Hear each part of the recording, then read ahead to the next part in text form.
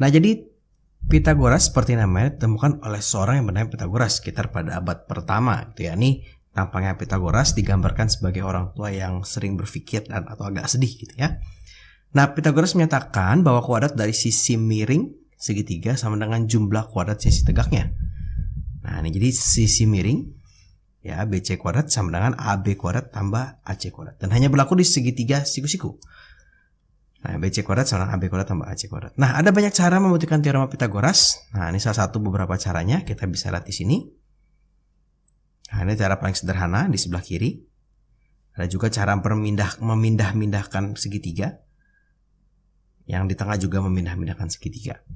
Sebetulnya ada cara aljabar, cuma kakak tidak cantumkan karena terlalu ribet. Jadi mungkin kalau teman-teman mendapatkan tugas untuk mencari pembuktian Pitagoras, bisa dilihat tuh di internet banyak banget kok ya. Gitu. Bahkan ada satu website kakak lupa namanya, dia menampilkan 100 pembuktian Pitagoras. Nah, bagaimana menyelesaikan soal-soal Pitagoras? Kita coba aja langsung ya. Jadi ini kakak punya 3 buah segitiga, selalu semuanya pasti ada siku-sikunya. Kalau tidak ada siku-sikunya, nggak boleh kita anggap siku-siku. Walaupun seolah-olah kita lihat siku-siku, gitu ya. Nah, kita akan melengkapkan sisi yang belum ada. Nah, ini ada BC gitu kosong, ini ada ML kosong, di sini ada RQ kosong. Jadi sebetulnya dibandingkan menghafalkan rumus, kakak lebih suka melihat seperti ini. Kenapa? Karena kalau segitiga nanti dibalik-balik, pusing nih sisi miringnya mana, sisi tegaknya mana. Jadi yang pertama kali kakak lihat adalah si siku-sikunya. Nah, ini kakak punya siku-siku di sini. Di depannya ada siapa ya? Oh, di depannya ada si BC. Maka nih yang ini BC kuadrat sama dengan sisanya aja kita tulis AC kuadrat tambah AB kuadrat gitu ya. BC kuadrat yang dicari karena di sini tidak ada. AC kuadrat berarti 4 kuadrat ditambah 3 kuadrat. Maka ini 16 ditambah 9. Nah, BC kuadrat sama dengan 25. Maka bisa didapatkan BC-nya adalah 5 ya, akar dari 25. Nah, kita coba untuk soal yang kedua, sama aja. Jadi yang langkah pertama kakak lihat adalah si siku-sikunya. Depan ada siapa? Oh, ada MK. Berarti MK kuadrat sama dengan LM kuadrat ditambah KL kuadrat. Nah, ini tinggal kita masukin aja nih angka yang ada nih. MK kuadratnya berapa? Oh, 13 kuadrat nih. Ya, kalau di sini kan BC nggak ada angkanya ya. Ini 13 sama dengan LM kuadrat. Oh, LM-nya nggak ada. LM kuadrat ditambah 12 kuadrat. Gitu. Ini adalah 169 sama dengan LM kuadrat ditambah 144. Nanti dapat nih LM kuadratnya sama dengan 169 dikurang 144 ya. Hasilnya 25. Maka LM-nya nanti akar dari 25 adalah 5. Gitu ya. Ini LM adalah akar dari 25. Sekarang kita coba lagi satu soal. Si PQR. Nah, sama. Langkah pertama adalah kita lihat siku-sikunya. Depannya ada siapa? Oh, ada PQ. Maka PQ kuadrat sama dengan PR kuadrat tambah QR kuadrat. Kita tinggal masukin aja nih. PQ kuadrat berapa? Oh, 25 kuadrat nih. Sama dengan PR tuh 15 kuadrat tambah QR kuadrat. Kita hitung, ini 625 sama dengan 225 ditambah QR kuadrat, gitu ya. Maka QR kuadrat adalah 625 dikurang 225, kita dapat QR kuadratnya adalah 400. Sehingga QR ini adalah akar dari 400, maka hasilnya 20. Ya. Nah, di sini kakak bikin angkanya lumayan bagus supaya kita bisa mengerjakan dengan gampang. Nah, kita coba soal yang berikutnya. Jadi kakak punya segitiganya agak sedikit berbeda nih. Kayak sengaja. Sekarang kita punya banyak sisi. Oh ya, sebelum itu kakak ingin menjelaskan sedikit. Kalau kita punya segitiga seperti ini, maka sisi depan sudut A bisa kita sebut A kecil, gitu ya. Di depan B kecil, di depan C kecil. Gitu. Mungkin kadang-kadang ada guru kan yang ngasih rumusnya akar C kuadrat sama dengan A kuadrat tambah B kuadrat, misalnya seperti itu. Nggak masalah, tapi kalau kakak lebih suka lihat si siku-sikunya siapa. Nah, di sini kakak punya sisi-sisinya sekarang. Nah, sekarang kita mau bikin yang pertama dulu. Kalau ketemu soal seperti ini, hati-hati. Ingat selalu kita lihat siku-sikunya. Di sini nggak ada siku-siku ya, berarti nggak boleh pakai Pitagoras. D kuadrat sama dengan E kuadrat tambah A kuadrat, nggak boleh. Kita masukin dulu angkanya. Si A-nya itu ada 3, si C-nya itu ada 8, kemudian ada D-nya adalah 10. Ya. Nah, kita mau mencari B dan E. Kalau kita mau mencari E, kita mesti lihat si E ini ada segitiga mana. Ada segitiga di sebelah kiri yang garis putus-putus, ada juga di segitiga sebelah kanan. Oke ya. Tapi kita lihat yang ada siku-sikunya. Yang ada siku-sikunya yang ini nih. Nah, kita merujuk kepada si E, ya. Maka kalau dari sini kita akan dapatkan E kuadrat sama dengan B kuadrat ditambah C kuadrat. Karena kakak pakai segitiganya ini ya. Nah, ini penting sekali. Nah, tapi masalah kita cuma tahu si C-nya aja, 8 kuadrat. Kakak nggak tahu E-nya dan kakak nggak tahu B-nya. Oke, sekarang kita mau mencari si B. Si B selain di segitiga ini, ada juga di segitiga yang lebih besar. Nah, kakak taruh di sini, di segitiga yang lebih besar. Ups. Oke, sama kakak lihat siku-sikunya, tapi kakak menembak penglihatannya sampai di ujung. Oh, berarti kalau pakai segitiga yang besar, D kuadrat sama dengan C kuadrat, ya, siku-sikunya si C sama, atau lagi adalah A ditambah B kuadrat, ya. Nah, D kuadratnya itu adalah 10 kuadrat. Nah, C kuadratnya itu 8 kuadrat tambah A ditambah B kuadrat. Kakak biarkan dalam bentuk seperti ini. Ini adalah 100 sama dengan 64 ditambah A ditambah B kuadrat, ya. 36 sama dengan A ditambah B kuadrat. Saya dapat nih A ditambah B kuadratnya adalah akar dari 36 atau setelah 6. A ditambah B ya. Nah, tapi yang kita butuhkan di sini hanya si B-nya aja nih. Yang kita butuhkan hanya B-nya aja. Nah, B-nya aja. Tapi kita punya A-nya 3. Berarti ini bisa kita baca lagi. 3 ditambah B sama dengan 6. Saya kita dapat nih B-nya adalah 3 ya, 6 kurang 3. Berarti E kuadrat sama dengan 3 kuadrat tambah 8 kuadrat. 3 kuadrat berapa ya? 9 ditambah 8 kuadrat itu 64. Berarti E kuadratnya itu adalah 73.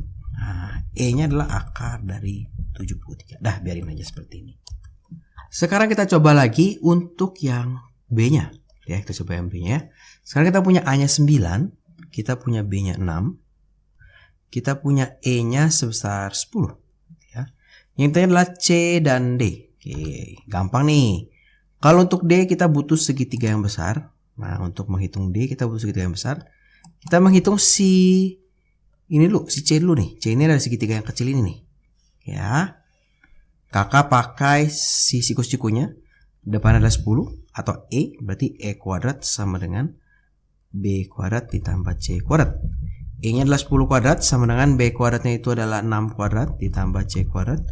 Nah, ini 100 sama dengan 36 ditambah C kuadrat. C kuadratnya adalah 64. Kita dapat C-nya adalah 8. Nah, C-nya dapat 8. Sekarang kita mau menghitung si D. Maka kita pakai segitiga yang besar. Kita pakai segitiga yang besar. Nah, kakak tetap melihat si siku-sikunya. Kakak lihat depannya siapa? D. Oke, berarti D kuadrat sama dengan C kuadrat ditambah sisinya ini ya, bukan hanya B. A ditambah B kuadrat, ya. C kuadratnya 8 kuadrat ditambah A tambah B berarti 15, ya. Ini ditambahin adalah hasilnya 15 di kuadrat dapat 64 ditambah 225. Nah, di kuadratnya sama dengan berapa ya? 289 ya. Oke, 289 bisa diakar nggak ya? Nah, 289 ini karena ternyata kalau diakarin hasilnya bagus nih, 17 cm. Nah, ini berarti 17 cm. Itu. Oke, no problem, gampang. Nah, itu kalau segitiga-segitiganya sudah cukup jelas gitu ya. Ini dari tadi kan segitiganya jelas semua. Sekarang punya seperti ini. Jadi kita punya siku-siku, tapi kok kayaknya bentuknya bukan segitiga ya, Kak? Ini kayak segi 4 deh. Perhatikan segi 4 di bawah ini, bahkan soalnya segi 4 gitu ya. Hitunglah nilai BC. Nah, kalau ketemu soal seperti ini, sebenarnya kita bisa memaksa soal untuk berubah sedikit. Caranya adalah kakak bikin garis. Nah, kalau seperti ini jadi segitiga dong. Oke, kakak bikin garisnya warna putih deh. Nah, kita punya segitiga nih sekarang. Segitiga ada 2, ada yang bawah, ada yang atas. Oke ya. Sekarang kita mau hitung yang BC. Oke, kita lihat BC itu dari segitiga apa. BC itu dari segitiga yang atas ya, di segitiga ini. Oke, kita lihat siku-sikunya. Dia nembak ke depan, berarti si yang garis yang baru kita buat, BD kuadrat sama dengan DC kuadrat ditambah BC kuadrat, ya. DC kuadratnya adalah 5 kuadrat ditambah, wah BC yang dicari ya. Loh, BD-nya nggak tahu nih Kak. Oke, sekarang kita cari BD dengan segitiga yang lain. Ingat, kita masih punya modal ini. Nah, Kakak pakai modal yang sebelah sini sekarang. Kakak lihat siku-sikunya, depannya sama nih. Oh, BD kuadrat juga ya.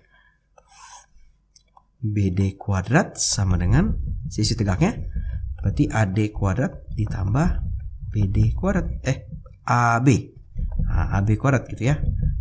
Oke, berarti AD kuadratnya itu adalah 6 kuadrat ditambah 8 kuadrat. 36 ditambah 64. Sehingga dapat 100 BD kuadratnya. Nah, ini B-nya adalah 10 ya. Atau kita bisa di sini, BD kuadrat. Nah, ini sangat membantu nih. BD kuadrat sama 100, yang kita masukkan ya 100. Gitu kan BD kuadrat. Berarti 100 sama dengan 25 ditambah BC kuadrat. Kita dapat BC kuadratnya adalah 75, sehingga dapat BC-nya adalah akar dari 75. Nah, ini akarnya bisa kita sederhanakan ya. Kalau kalian bingung cara menyederhanakan akar adalah kita lihat aja 75 tuh berapa kali berapa sih? Kalian terpikir berapa? Oh, 5 Kak, 5 kali 15. Oke. Ini berapa lagi ini? 5 kali 3 ya. Oke, berarti BC itu adalah akar dari 5 kuadrat dikali 3. Yang bisa keluar adalah yang kuadrat. Dapat 5 akar 3 BC-nya. Oke, gampang ya. Itu 2. Bisa aja nanti soal kalian seperti ini. Aduh Kak, pusing banget nih. Segi berapa ini? Ada banyak nih. Yang ditanya AF lagi paling belakang. Nggak masalah. Kita pasti mulai dari paling besar nih. Oke ya, kita mulai dari segitiga yang paling besar. Kita lihat punya segitiga DEF. Kita lihat siku-sikunya. Ujungnya adalah ini. Berarti EF kuadrat sama dengan apa tuh? DE kuadrat ditambah DF kuadrat. Ya. EF kuadratnya berapa ya? EF kuadratnya 20 kuadrat sama dengan 6 kuadrat ditambah DF kuadrat. Berarti ini 400 sama dengan 6 itu 36 tambah DF kuadrat. Kita dapat nih DF kuadratnya adalah, kalau pindah ke sini dikurangin, artinya 364. Oke, biarin aja segini DF kuadrat. Kok dibiarin Kak? Nggak dihitung akarnya. Jangan, kita akan kepake di segitiga berikutnya. Sekarang Kakak pakai segitiga yang CDF. Kakak lihat siku-sikunya. Seberangnya adalah DF. DF kuadrat, nah sama dengan CD kuadrat ditambah CF kuadrat. DF kuadratnya berapa? 364. Oke, kan udah dihitung tadi sebelumnya. CD kuadratnya ada 5 kuadrat ditambah CF kuadrat. Berarti 364 sama dengan 25 kuadrat ditambah CF kuadrat. Gitu ya. 25. Nah, ini kalau berpindah ruas, hasilnya adalah 339 sama dengan CF kuadrat. Biarin aja CF-nya dalam bentuk itu. Kok kenapa Kak? Nanti kepake lagi. Gitu. Sekarang Kakak lihat segitiga BCF. Nah, ini Kakak punya si B. Kakak melihat ke ujung, gitu ya. Ke seberangnya. Selalu begitu. Maka kita punya CF kuadrat sama dengan BC kuadrat tambah BF kuadrat. CF-nya adalah CF kuadrat ya. Nih 339. Kakak nggak usah hitung lagi. Sama dengan BC kuadratnya 4 kuadrat ditambah BF kuadratnya kita nggak tahu. Berarti 339 sama dengan 16 tambah BF kuadrat. Dapat nih ya, BF-nya itu adalah BF kuadratnya. Ini 323. Nah, yang terakhir baru kita hitung si AF nih. Nih, kita lihat siku-sikunya di A. Depannya adalah BF kuadrat sama dengan AB kuadrat ditambah AF kuadrat. BF kuadratnya ada 323 sama dengan AB kuadratnya 3 kuadrat ditambah AF kuadrat. Makanya 323 sama dengan 9 ditambah AF kuadrat ya. Berarti AF kuadratnya itu adalah 323 dikurang 9. Hasilnya adalah 314. Nah, AF kuadratnya 314. AF-nya, ya AF kuadratnya. Sehingga AF-nya adalah akar dari 314. Oke, biarin aja segini. Kalau mau sederhanakan juga boleh. Nah, kira-kira seperti itu. Kalau ketemu soal yang seperti ini, jangan bingung ya. Biasanya sih dihitungnya yang paling belakang. Kita mulai dari paling besar dulu terus. Nah, DF kuadratnya jangan dihitung supaya kita bisa pakainya langsung cepat nih. Kalau kalian hitung nanti kalian sudah akarin lagi, buang waktu, ternyata masih dikuadratin lagi. Hasilnya sama aja. Ya. Sekarang kita mau mencoba beberapa soal cerita dari teorema Pythagoras. Nah, kalau ketemu soal cerita, maka yang perlu kita lakukan adalah sedikit menggambar. Kenapa Kak menggambar? Supaya kita tahu nih segitiganya kayak gimana sih.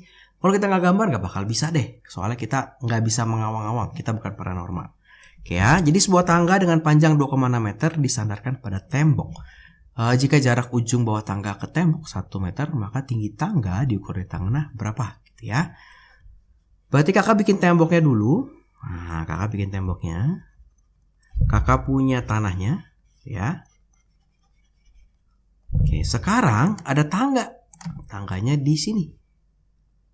Nah, tangganya begini, ya. Panjangnya 2,6 meter. Sedangkan dari kaki ini dari ujung tangga ke tembok 1 meter. Nah, kalau tembok nggak mungkin dong orang bikin tembok miring. Ada sih, tapi kita anggap sih temboknya adalah siku-siku, gitu ya. Oke, maka ini tinggi temboknya nih, ya. Tinggi tembok sebetulnya yang ditanyakan, gitu ya. Tinggi temboknya berapa nih, misalnya T, gitu ya. Kita lihat dari siku-sikunya. Siku-sikunya kita lihat. Depannya siapa? Oh, 2,6 meter. Berarti 2,6 kuadrat, gitu ya. Sama dengan kiri kanannya, berarti 1 kuadrat ditambah berapa nih? T kuadrat, ya. 2,6 kuadrat tuh berapa ya? Kita hitung ya. Hasil ya, kalau 26 itu 676, berarti kalau ada komanya 2. Nah nih, ini kan kalau kalian begini gimana nih Kak bikinnya? Kalian bikin dulu aja 26 kuadrat berapa sih? 676. Tapi karena komanya, ada koma nih ya, dikuadratin juga, maka yang dikegeser 2, gitu ya. Jadi ini jadinya 6,76 sama dengan 1 ditambah T kuadrat. Ini berarti 5,76 sama dengan T kuadrat. Kita akan dapat T-nya, itu adalah akar dari 5,76. Nah, ini bisa diakarin, hasilnya bagus, 2,4 meter. Jadi ini tingginya 2,4 meter nih. Gitu. Panjang tangganya 2,6 meter, jarak kakinya 1 meter. Jadi kalau kita gambar, kita tahu apa situasinya dan kita bisa menyelesaikan soalnya. Contoh lagi soal berikutnya, sebuah menara mempunyai ketinggian 49,6. Ijup berdiri memandang puncak menara pada jarak 14 meter. Tinggi Ijup 1,6. Jika jarak pandang anak berapakah, maka jarak pandang anak atau Ijup ke puncak menara gimana? Sekarang kita punya menara, kita gambar dulu menaranya. Kakak nggak terlalu jago menggambar, jadi maaf kalau menaranya agak aneh, ya. Kakak punya menara BTS. Nah, sekarang si Ijup, ada Ijup di sini. Ada Ijup. Wah, dia lagi lihat ke atas. Kita gambar jarak pandang. Jarak pandang tuh istilahnya kalau kita melihat ke atas tuh ada laser dari mata kita, kira-kira arahnya kemana gitu ya. Nah, ini kira-kira arahnya ke sini. Nah, ini jarak pandangnya dia. Ya.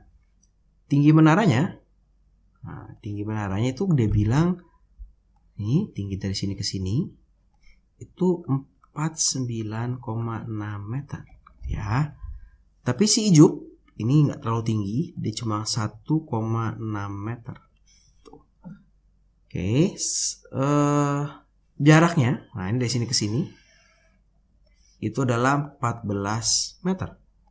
Nah, yang ditanya apa Kak? Yang ditanya tuh jarak pandangnya. Jarak pandang itu apa? Jarak pandang tuh yang ditanya tuh ininya nih. Nah, ini berapa nih sih? Jarak ini ke sini berapa? Ya. Nah, karena dia tidak level di bawah tanah, bentuknya kan kayak trapesium nih ya. Kalau kakak tarik garis lurus ke sini, menjadi siku-siku ini jadi trapesium. Jadi kakak tarik dulu dari matanya si Ijup, tegak lurus sejajar tanah ke sini. Ya. Jadi kita punya di sini tetap 14 meter. Nah, ini 49,6 dikurangi 1,6. Dapatnya berapa? 48 ya? 48 meter. Oke, ini kakak agak kurang baik gambarnya. Kita lihat siku-sikunya. Nah, ini siku-sikunya. Yang ditanya adalah depannya. Nah, ini jarak pandang misalnya. Berarti jarak pandang kuadrat sama dengan 14 kuadrat ditambah 48 kuadrat gitu ya. Jarak pandang kuadrat sama dengan 14 itu 196 ditambah 48 itu. 48 kuadrat adalah 2304. Jadi kita akan dapat nih JP kuadratnya itu adalah 2500. Wah, bagus nih. Sehingga JP-nya adalah akar dari 2500 atau hasilnya adalah 50 meter.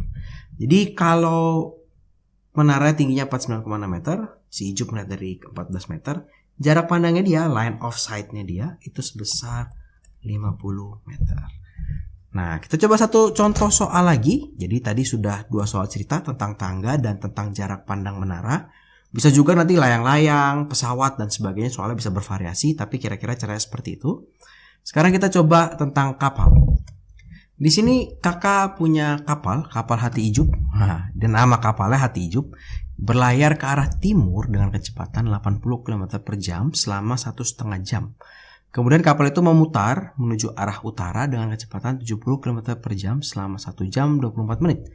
Berapa sih jarak terpendek sekarang kapal dari mula-mula? Sekarang kita gambar dulu ya. Timur itu berarti ke sebelah kanan ya. Barat laut ya. Oke, timur ke sebelah kanan. Maka dia jalan ke sebelah kanan. Misalkan posisi awal kapalnya di sini. Nah, dia berjalan ke sini. Oke, sejauh 80 km per jam sebanyak 1,5 jam. Nah, ini sebenarnya lebih ke soal-soal gerak ya. Mungkin di gerak kita pernah bahas seperti ini. Ada waktunya, ada V-nya. Kita bisa dapat jaraknya.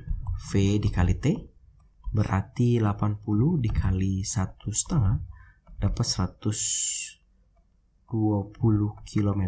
Kita tulis dulu di sini 120 km. Kemudian dia bergerak ke atas sekarang. Nah, dia sekarang geraknya ke atas. Dia belok gitu ya. Dia belok ke atas. Belok ke atas. Kecepatannya berkurang jadi 70 km per jam. Ini adalah V-nya. Tapi waktunya 1 jam 24 menit. Ya, ini berarti 24 per 60, 2 per 5 jam. Ya. Berarti kita bisa hitung S-nya juga nih. Kita bisa hitung S-nya. V dikalikan T, V-nya 70 dikalikan 1, 2 per 5. Gitu ya. Berarti 70 dikalikan 7 per 5. Sehingga hasilnya adalah 98 km. Ya. Nah, sekarang kita baru akan menghitung jarak terpendek. Maksudnya apa nih jarak terpendek, Kak? Jarak terpendek itu maksudnya dari dia start sampai posisi sekarang jaraknya berapa? Nah, karena dia gerakan cuma arah timur dan utara, pasti ini siku-siku nih. Ya, berarti kita lihat siku-sikunya, kita lihat depannya. Berarti jaraknya. Nah, jaraknya sama dengan jarak kuadrat gitu ya. Jarak kuadrat adalah 120 kuadrat ditambah 98 kuadrat nih. 120 kuadrat berarti 14400 ditambah 98 kuadrat adalah 9604. Sehingga kalau kita jumlahkan hasilnya adalah 14400 ditambahin 400 1424 24004 ya. Sehingga jaraknya itu adalah akar dari 24004. Nah, ini angkanya agak sedikit ribet gitu ya. Kalau kita faktorkan agak susah. Ini cuma dapat 4 dikali 6001. Nah, ini juga agak susah. Dibagi 2 nggak bisa, dibagi 3 nggak bisa, 9 nggak bisa, 7 nggak bisa. Ini kalau diakarin paling mentok sih kakak saat ini hanya bisa sampai 2 akar 6001 km. Gitu ya. Nah, kira-kira seperti itu. Jadi soal-soal ceritanya biasanya berkaitan tentang tangga atau menara atau tentang kapal yang berlayar timur ke utara, ke barat, ke selatan dan sebagainya. Nah, kira-kira seperti itu. Terima kasih buat teman-teman yang sudah menonton video ini.